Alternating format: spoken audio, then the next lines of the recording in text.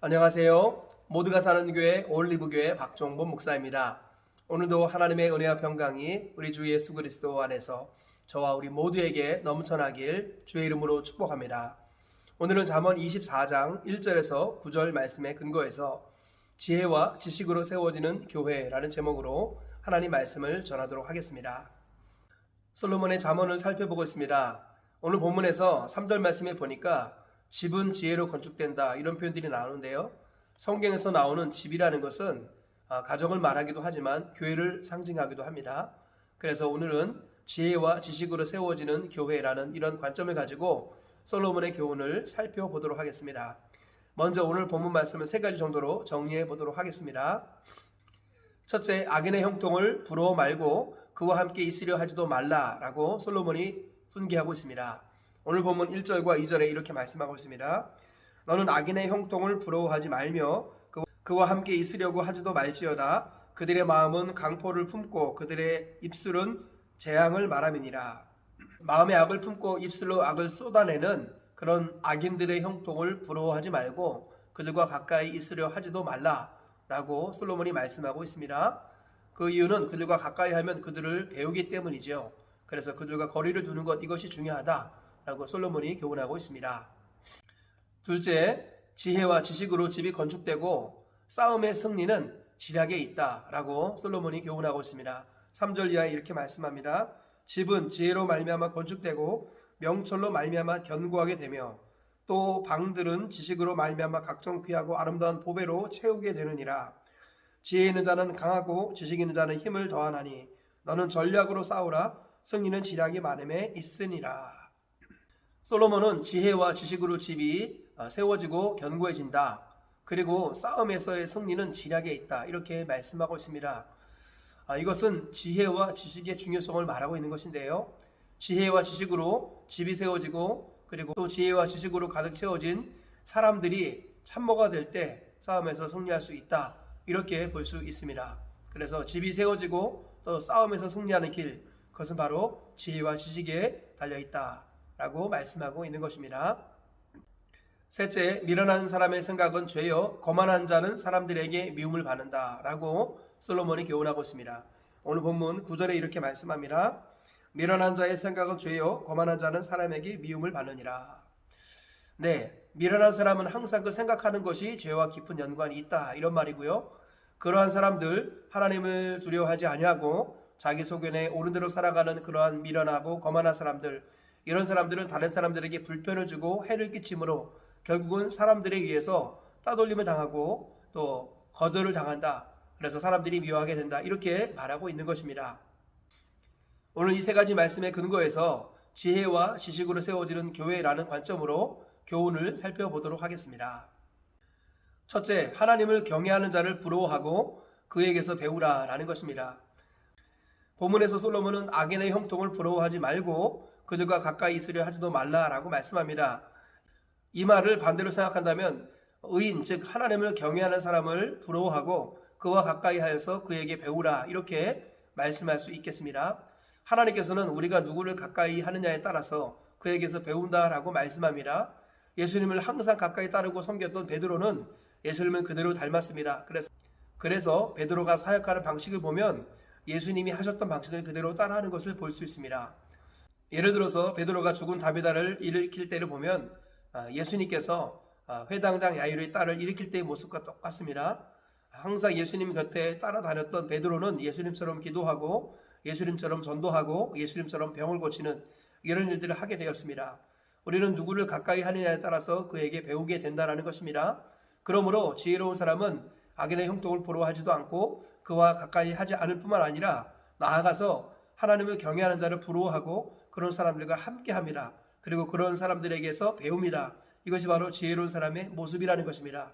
더욱더 지혜로운 사람은 자기만 그와 같은 태도로 사는 것이 아니라 자녀를 그와 같은 태도로 양육합니다. 그래서 하나님을 경외하는 사람들과 교제하게 하고 그런 사람들을 스승으로 삼게 해줍니다. 이것이 바로 지혜로운 부모의 경건한 모습이라는 것입니다. 하나님께서는 이와 같이 우리 성도들이, 하나님의 사람들이 하나님을 경외하는 자들을 부러워하며 그런 사람들끼리 서로 만나서 거룩한 교제를 나누라고 말씀합니다. 그리고 그런 사람들 중에서 서로 배우자를 만나 믿음의 가정을 이룬다면 하나님이 가장 기뻐하시는 가정이 될 줄 믿습니다. 성도가 이방인을 만난다면 그것은 전도를 목적으로 만나는 것 외에는 없습니다. 성도의 교제는 오직 그리스도인밖에 없다는 것을 기억해야겠습니다. 이와 같이 하나님을 경외하는 자를 가까이 하고 그들을 부러워하며 그들에게서 배움으로 말미암아 하나님이 기뻐하시는 거룩한 교제를 통해서 아름다운 공동체를 이루어 가시고 아름다운 교회를 이루어 가시는 저와 우리 모두가 되시길 주의 이름으로 축복합니다. 둘째로 교회와 가정은 지혜와 지식으로 세워진다라는 것입니다. 본문에서 솔로몬은 지혜로 말미암아 집이 건축되고 그리고 명철로 말미암아 집이 견고히 세워진다 이렇게 말씀하고 있습니다. 그리고 전략적으로 싸워라. 싸움의 승리는 바로 지략에 있다 이렇게 말씀하지요. 지략이라는 것은 똑똑한 전략, 작전들을 의미하기도 하지만 참모를 의미하기도 합니다. 그래서 지혜로운 참모와 함께 싸움을 하게 되면 이기게 된다 이런 말이죠. 결국은요 교회는 또는 가정은 바로 지혜와 지식으로 세워진다 이렇게 볼 수 있다는 것입니다. 여기서 말하는 지혜라는 것이 무엇일까요? 본질적으로 지혜라는 것은 하나님을 경외하는 것이고 그분을 의지하는 것입니다. 교회는 하나님을 경외하고 그를 의지하는 자들을 통해 세워지고 그런 사람들을 통해서 교회가 견고해지는 것입니다. 가정도 마찬가지죠. 하나님을 경외하는 부부가 하나가 되어 가정을 이루면 그 가정은 견고해지고 든든해지는 것입니다. 음부의 권세가 이기지 못하는 곳이 된다라는 것이죠. 지식은 무엇입니까? 지식이라는 것은 사람을 존중하고 그를 일꾼으로 세워서 전략가로 만드는 것입니다. 지략이 많으면 싸움에서 이길 수 있습니다. 하나님을 두려워할 뿐만 아니라 사람들을 존중하여서 그 사람을 일꾼으로 세우는 것, 이것이 교회의 중요한 역할입니다. 그러므로 목회자 혼자 열심히 뛰는 교회는 건강하지 못한 교회입니다. 건강한 교회는 목회자는 감독이 되고 성도들을 선수로 뛰게 만드는 것, 이것이 바로 건강한 교회의 모습이라는 것입니다. 우리 주님께서는 모든 성도는 사역자라고 말씀하십니다. 모든 성도는 땅끝까지 이르러 주의 복음을 증거하며 모든 민족 천하 만민에게 복음을 증거하고 그들을 제자로 삼는 사람, 이것이 바로 하나님의 사람입니다. 내가 주님을 따르고 나를 따르는 제자를 세워나가는 것, 이것이 바로 참된 그리스도인의 본래의 모습이라는 것입니다. 그러므로 건강한 교회는 하나님을 경외하고 그를 의지하는 자를 통해 세워지고 동시에 사람을 존중하여 그를 그리스도의 일꾼으로 주님의 제자로 세워나가는 이런 교회가 바로 건강한 교회다라는 것입니다. 건강한 교회는 이런 의미에서 지혜와 지식으로 세워지는 것입니다. 여기서 말하는 지혜라는 것은 하나님을 경외하고 그를 의지하는 것, 지식이라는 것은 사람을 존중하고 일꾼으로 세우는 것, 이것을 지식이라고 말합니다. 그래서 이 지혜와 지식으로 교회와 가정이 든든하게 세워지고 음부의 권세가 이기지 못하는 견고한 곳으로 세워져서 마지막 때 사명 감당하시고 하나님께 영광 돌릴 수 있기를 주님의 이름으로 축복합니다. 셋째로 육신의 생각이 아니라 성령의 생각으로 살라라는 것입니다. 오늘 본문에서 솔로몬은 미련한 자의 생각은 죄요 거만한 자는 사람들에게 미움을 받는다라고 말합니다. 미련하고 거만한 사람들은 생각하는 것이 항상 죄와 깊은 관련이 있고 그리고 결국 사람들에게 또는 교회에 해를 끼치게 됩니다. 그래서 결국은 교회에서 징계도 받기도 하고 또 쫓겨나기도 하죠. 하나님께서는 우리의 생각이 매우 중요하다고 말씀합니다. 미련한 자는 그 생각부터 항상 악과 관련이 깊지요. 가룟 유다가 결정적으로는 그 생각이 미련했습니다. 그리하여서 예수님을 팔려는 생각이 들어왔을 때 그것을 쫓아내지 못하고 그 생각에 사로잡혔고 결국 예수님을 은30에 팔아버리고 말았다라는 것입니다. 우리 주님께서는 생각이 영적 전쟁의 최전선이라고 말씀합니다. 그러므로 생각을 다스리는 것이 믿음인데요. 생각을 다스리기 위해서는 입술을 관리해야겠습니다. 그래서 어떻게 입술을 관리해야 할까요? 무조건 긍정의 말을 하고 믿음의 말을 해야 한다는 것입니다. 특별히 말씀과 더불어 함께하는 생각이 아니라면 그 생각은 육신의 생각이 되는 것입니다. 육신의 생각은 사망이요 영의 생각은 생명과 평안이라. 성령께 사로잡힌 생각만이 생명과 평안을 주고 성령과 상관이 없고 말씀과 상관이 없는 생각들은 죄와 연관이 있다는 것입니다. 그러므로 말씀 맡은 사역자가 중요합니다. 말씀 맡은 사역자의 선포된 말씀을 통해서 같은 말을 할 때 생각이 같아집니다. 그리고 뜻이 같아집니다. 그리하여 같은 열매를 맺습니다.